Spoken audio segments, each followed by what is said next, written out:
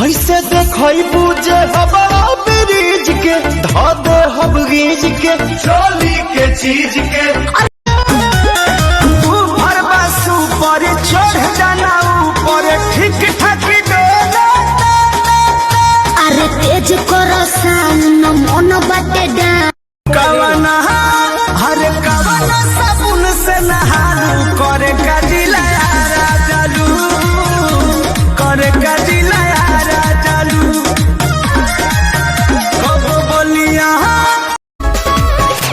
Double रजाई में भी जात नहीं खे जाड़ हो धड़केला छतिया रतिया भइल बा पहाड़ हो। अभी भाभी कह के है फायदा उठाया। काजल बस तू नाम बता। मेरे को क्या पता। मेरे मलिया के गलिया पर हम साला कौन लगाया मेरे मलिया के गलिया। शायद तुहरा ही पता नहीं खे का कसूर भइल बा अखिया से।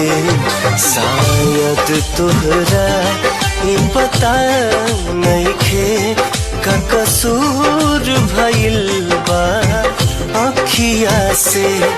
शायद तोहरा ही पता शायद तोहरा नाच ऐसन नचा के गइल कि दिल ऐसन बढ़ा के गइल। अबल देना पवनी 3 साल में इतना कर्जा